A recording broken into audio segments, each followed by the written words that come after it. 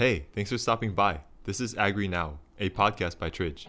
Stay in the now with Tridge's agricultural insights and data. Let's get on to the updates.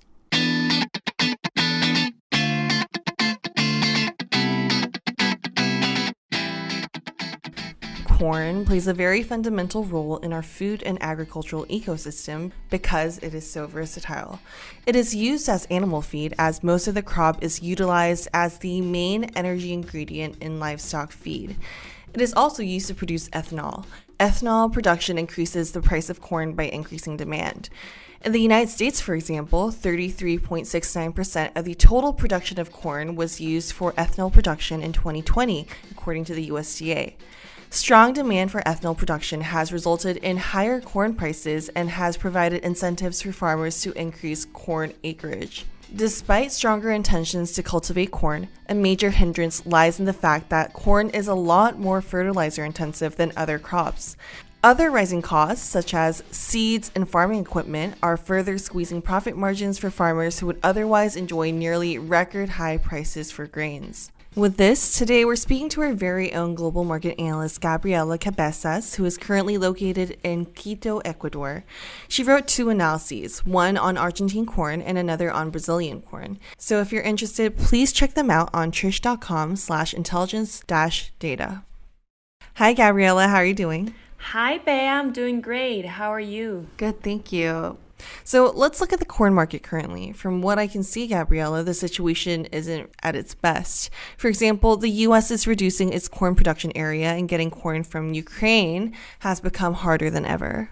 Yeah, so the global situation for corn is very complicated currently. So as you mentioned, the United States, which is the largest producer globally for corn, is reducing their production, which affects the price of corn globally since there's less supply. And additionally, the Russia-Ukraine war is not helping either, since Ukraine is the fifth largest producer for corn, and the war is not only damaging crops and reducing production, but also preventing exports since ports are closed or destroyed.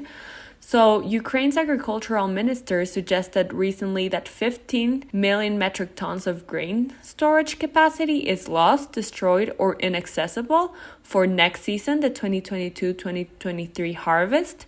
So the minister called European allies for temporary storage to be able to alleviate this.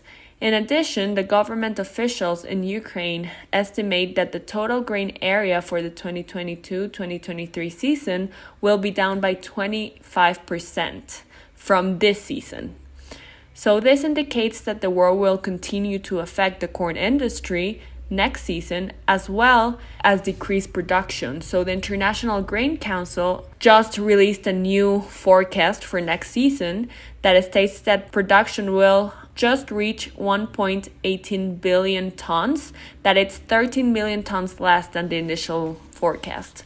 I see. So on top of the usual culprits for production difficulties, we have the Russia-Ukraine conflict making critical input materials like fertilizer expensive. Has this stymied production forecasts or raised prices? So prices on inputs for the agricultural industry have increased at a global scale. Every country and every agricultural industry has been affected by this price increase.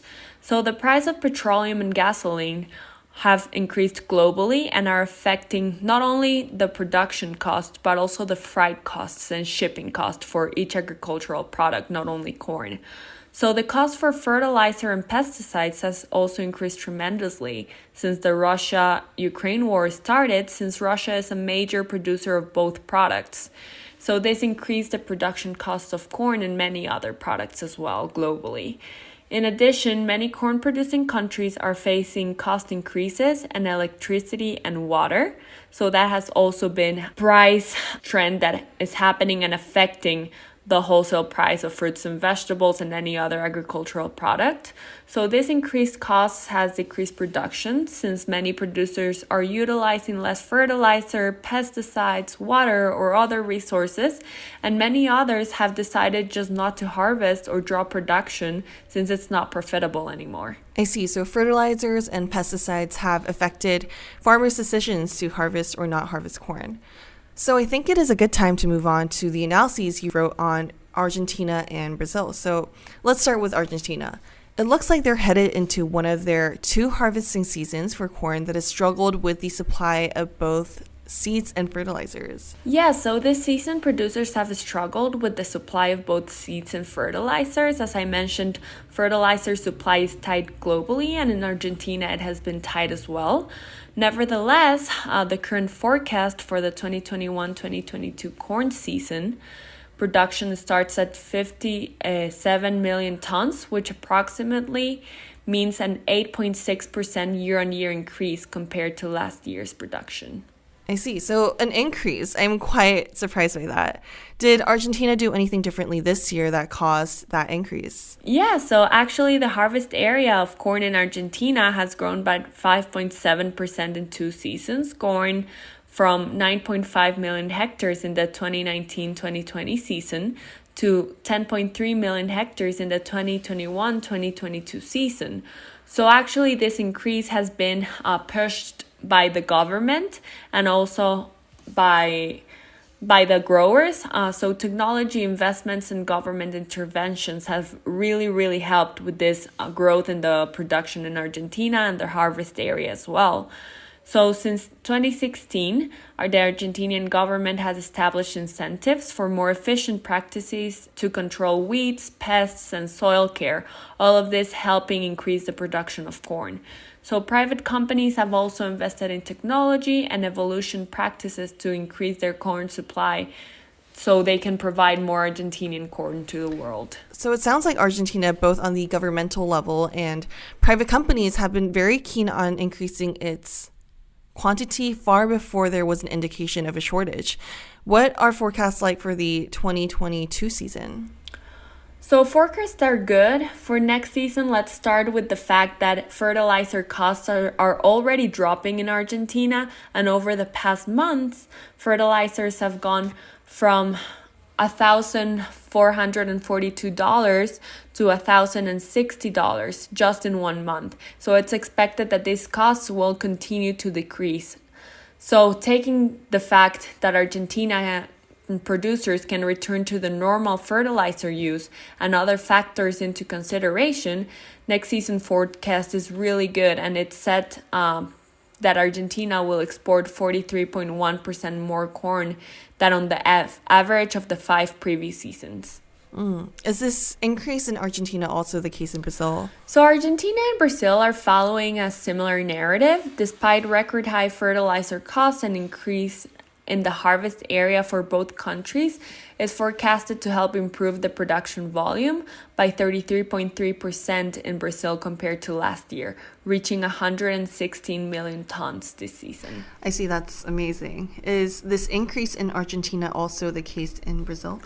I think there are 2 main differences between Brazil and Argentinian corn industry. So first of all, Brazil is currently facing a very difficult season due to weather challenges, and that's affecting every single crop in Brazil.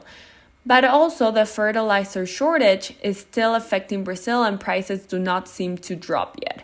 So that's still an issue. I see. Why is the fertilizer shortage affecting Brazil a lot more pointedly than Argentina? Both countries source their fertilizers from different suppliers, and Brazil's trade dynamics for fertilizers highly rely on Russia, since about 20% of their fertilizer imports come from Russia. So since the war started, the fertilizer price in Brazil has surged by over 100%, affecting the wholesale price of agricultural products.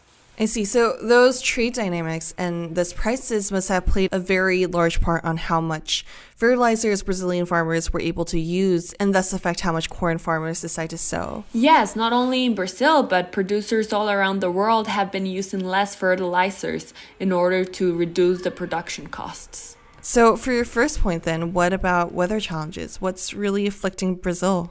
So Brazil is currently facing 2 extreme weathers. First of all, they have high humidity and heavy rains on the north part of Brazil, which is causing floods and affecting the crops. And on the southern part of Brazil, they're facing the opposite. They're facing dry weather, high heats, and that it's damaging the crops as well. Before we wrap up, do you have any forecasts for the 2022-2023 season for corn in Brazil? So yes, although Brazilian growers have a lot of room to expand their planting area, it will be highly dependent on the supply of fertilizer they will have during the next year. So far, the forecast for the 2022-2023 corn season indicate that the planting area will expand by 1 million hectares, reaching 22.5 million hectares. And this expansion will allow production to reach 100 million tons. That represents a 12% increase from the forecast for this 2021-2022 season of 116 million tons. Thank you so much for your time today, Gabriela. Thank you, Bea, for having me today.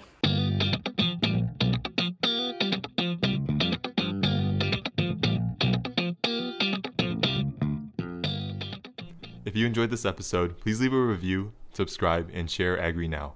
Check out tridge.com/intelligence-data/intro for more price analyses and up-to-date insights into the food and agricultural industry.